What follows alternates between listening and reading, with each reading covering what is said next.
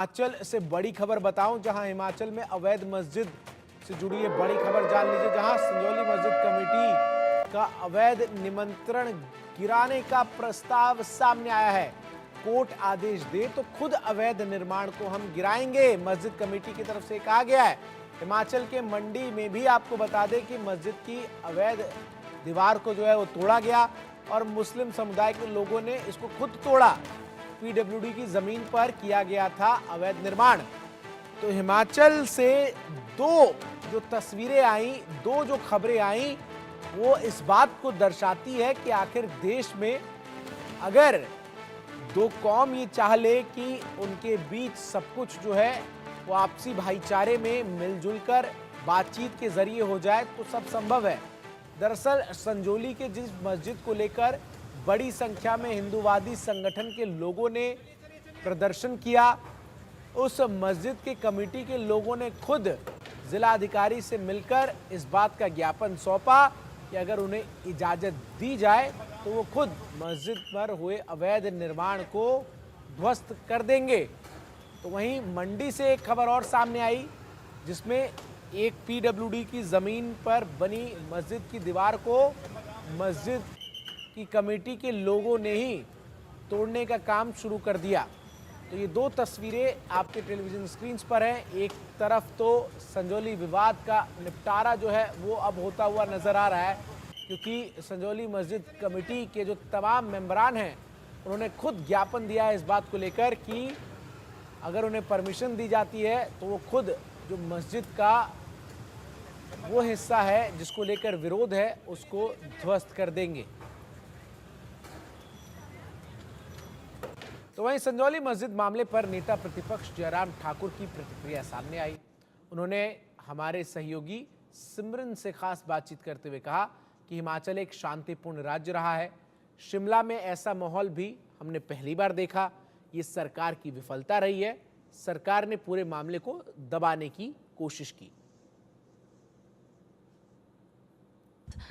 जो अभी इस समय शिमला के अंदर स्थिति है, एक वर्ग पूरा प्रोटेस्ट कर रहा है, दूसरा अभी कमिश्नर से बात कर रहे हैं कि इलीगल मॉस्क है और इसकी वजह से जो स्टेट में अनरेस्ट है, इसको लेकर क्या सोल्यूशन है और स्पेसिफिकली लोगों की जो डिमांड्स हैं वो अब तक भी कहीं पे भी फुल स्टॉप पे नहीं आ पाई हैं। देखिए, इस सारे मामले को सरकार को जिस तरह से हैंडल करना चाहिए था वो उसमें चूके हैं। और मामला तो बहुत पुराने समय से बातें चलती रहती थी, लेकिन उसके बावजूद इस मामले को लेकर के कुछ ज़्यादा इस तरह की बात नहीं हो पाई थी। लेकिन अभी जब एक घटना हिमाचल प्रदेश में घटी, 2-4 लोगों का आपस में झगड़ा हुआ और झगड़ा करने के बाद जो दूसरे के ऊपर जो हमला किया गया था, तो वो हमला करने के बाद वो वहाँ पर उस मॉस्क में जाकर के ठहरे, वहाँ छुपे, शरण लिए, यानी कि वहीं पर रहे वो। तो उस कारण से ये सारा मामला उठा फिर वहाँ पर।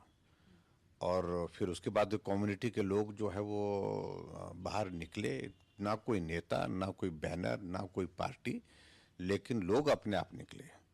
कारण ये कि बहुत बड़ा एक स्ट्रक्चर जो है इलीगल कंस्ट्रक्शन के माध्यम से वहाँ पर खड़ा हो गया संजौली में, और जिसके कारण वहाँ के लोगों को रहना मुश्किल हो गया वहाँ पर, जिस तरह का व्यवहार रहता। तो इस कारण से थोड़ी बातों को लेकर के जो नाराजगी का था, उस नाराजगी को जाहिर किया और सरकार ने इस सारे आंदोलन को दबाने की कोशिश की, उन भावनाओं को दबाने की कोशिश की और कहा कि सख्ती से निपटेंगे, जो कोई भी इस प्रकार का प्रदर्शन करेगा उसके खिलाफ कानून के मुताबिक सख्त कार्रवाई करेंगे।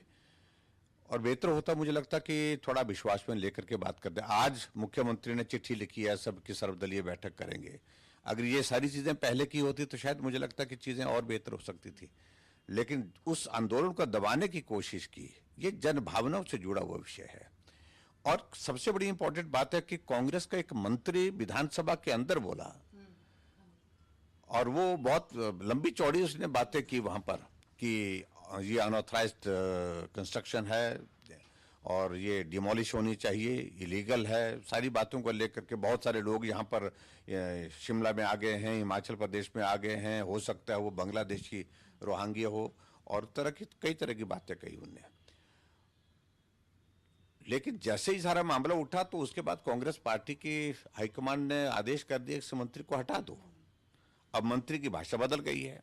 अब मंत्री जो है वो बिल्कुल उलूल जुलूल जो बातें कर रहा है वो आज मैं हैरान होकर के देख रहा था कि जिस तरह से वो बात कर रहे थे कि भी जयराम ठाकुर ने मस्जिद के लिए पैसा दिया है, साबित करके दिखाएं।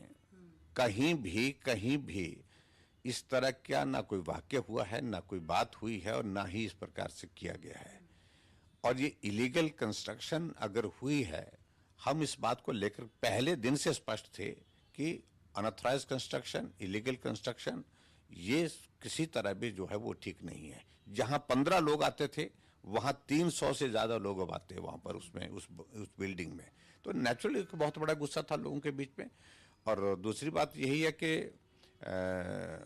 आज मैं देख रहा था कि मुस्लिम समुदाय के लोग भी मिले हैं कमिश्नर को और बात कही है उनने कि भाई अगर उनने स्वीकार ही किया एक तरह का जो पोर्शन जो अनऑथराइज्ड है उसको डिमोलिश करने के लिए हम खुद ही तैयार हैं।